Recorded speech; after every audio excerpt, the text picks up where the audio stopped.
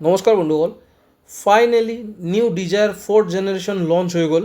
এতিয়া বহুতৰে মনত প্ৰশ্ন হৈছে যে ডাউন পে'মেণ্ট কিমান দিব লাগিব, বা কমাৰ্চিয়েল হ'বনে নাই, বা কিমান দিনৰ ৱেইট কৰিব লাগিব গাড়ীখন ল'বৰ কাৰণে। গতিকে এই ভিডিঅ'টোৰ জৰিয়তে মই সেই সকলোখিনি প্ৰশ্নৰ উত্তৰ দিয়াৰ লগতে ডিজায়াৰখনৰ লুকছ প্লাছ কিছুমান ফিচাৰ্ছৰ বিষয়ে আপোনালোকক জনাবলৈ চেষ্টা কৰিছোঁ। গতিকে ভিডিঅ'টো স্কিপ নকৰি শেষলৈকে চাই থাকক। প্ৰথমতে মই আপোনালোকক কিছুমান ফিচাৰ্ছ দেখাই দিছোঁ। এতিয়া ফ্ৰণ্ট লুক হ'লে এইটো আপোনালোকে ইয়াতে 6 LED হেডলেম্প পাব। এয়া দেখিছে আপোনালোকে 6টা LED হেডলেম্প আছে, লগতে আছে DRL, তাৰপিছত LED ফগ লেম্প পাব। তাৰপিছত আপোনালোকে ছাইডৰ পৰা যদি আমি চাওঁ, ইফালে পাব আপোনালোকে এলয়। এইটো আপোনাৰ 16 inch diamond cut alloy wheel পাব আপোনালোকে। তাৰপিছত আপোনালোকে কেমেৰাও 360 ডিগ্ৰী কেমেৰা হ'ব, যিটো তাৰে ছাইডৰ কেমেৰাটো থাকে গ্লাছত। এইটো আপোনাৰ ছাইডৰ লুকছটো আপোনালোকৰ এনেকুৱা হ'ব। তাৰপিছত এতিয়া হ'ব বেক ছাইডে, সেইটো আপোনাৰ বেক ছাইডৰ লুকছ। এইটো আপোনাৰ নতুন এটা ডিজাইনৰ বেকলাইটটো দিয়া হৈছে ইয়াতে। এইটো আপোনালোকৰ হ'ল বেক ছাইডৰ লুকছ। এতিয়া বেক ছাইডে কি পাব? ছাইডত পাব আপোনালোকে ডিজায়াৰৰ বেজিং পাব এটা ছাইডত। তাৰপিছত মাজত আপোনালোকৰ চুজুকীৰ লগটো থাকিব। তাৰ চুজুকীৰ লগৰটোৰ তলত থাকিব আপোনালোকৰ বেক কেমেৰা। এইটো আপোনাৰ বেক কেমেৰা। তাৰপিছত এইটো আপোনালোকৰ বেক ছাইডৰ লুক। তাৰপিছত আপোনালোকে বেক ছাইডৰ গ্লাছত পাব ডিফগাৰ।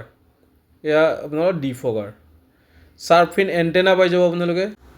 লগতে স্পৰ্টি লুক দিয়াৰ কাৰণে নতুনকৈ এইটো এড কৰিছে স্পইলাৰ। মোৰ পাৰ্চনেলি এইটো বহুত ভাল লাগিছে স্পইলাৰটো দিয়াৰ কাৰণে।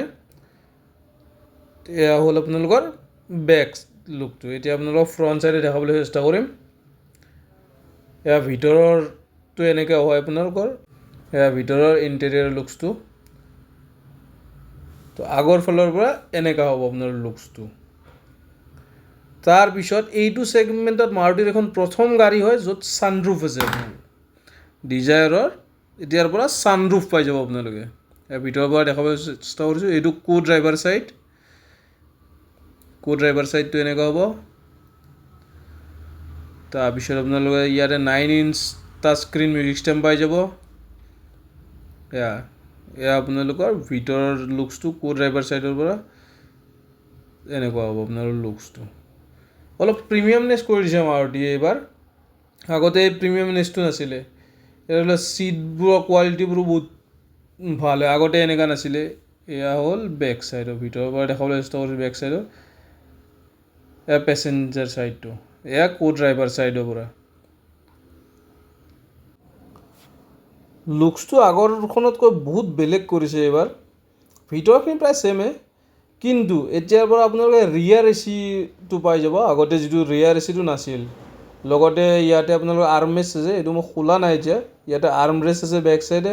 তাৰপিছত হেডৰেষ্ট পাই যাব বেক ছাইডে। লগতে আৰ্মৰেষ্টৰ লগত পাব দুটা কাপ হোল্ডাৰ।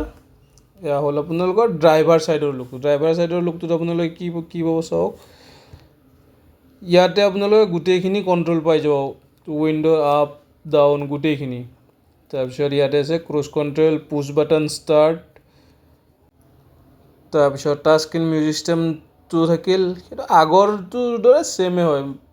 ড্ৰাইভাৰ ছাইডে আপোনালোকৰ ষ্টেৰিঙত যিখিনি আছে সেইখিনি আগৰ দৰে ছেমে হয় প্ৰায়।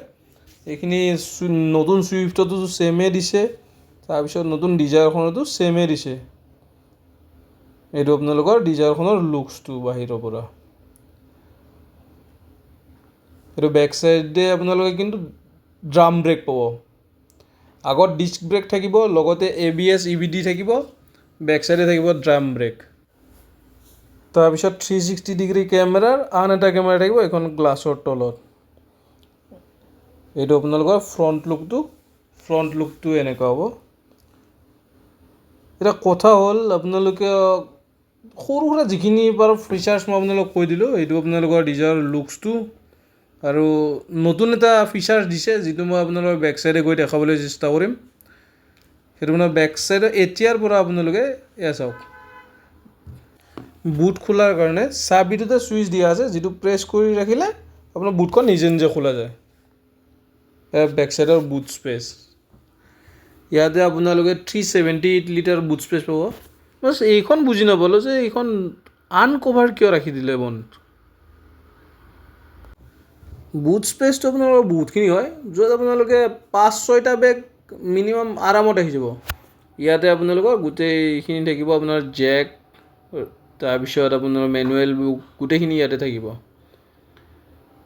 এয়া আপোনালোকৰ পিছফালৰ লুকছটো। এতিয়া কথাটো হ'ল যে ডাউন পে'মেণ্ট কিমান দিব লাগিব, সেইটো মই আপোনালোকক ক'ম। এইটো ভিতৰৰ পৰা লুকছটো, এইখন ছানৰুফৰ হয়। তাৰপিছত এইটো ভিতৰৰ পৰা লুকছটো দেখালোঁ আপোনালোকক। এতিয়া ডাউন পে'মেণ্টৰ কথা আছিল। ডাউন পে'মেণ্ট আপোনালোকে দিব লাগিব মিনিমাম 1 লাখ। হয়, আপোনালোকে মিনিমাম 1 লাখ দি ল'ব পাৰিব নিউ ডিজায়াৰ। তাৰপিছত এইখন কিন্তু কমাৰ্চিয়েল নহয়, এতিয়া বৰ্তমান এইখন কমাৰ্চিয়েল নহ'ব। আৰু ইয়াৰ ৱেইটিং পিৰিয়ড বিশেষকৈ নাই, কিন্তু গাড়ী যিহেতু কম, যদি আপুনি ল'ব বিচাৰে মিনিমাম এসপ্তাহ আগত আপোনালোকে বুকিং কৰিলে আপোনালোকে পাই যাব এইখন। গতিকে আজিৰ এই ভিডিঅ'টো সমাপ্ত কৰিলোঁ। আকৌ লগ পাম নতুন এটা ভিডিঅ'ত। ধন্যবাদ।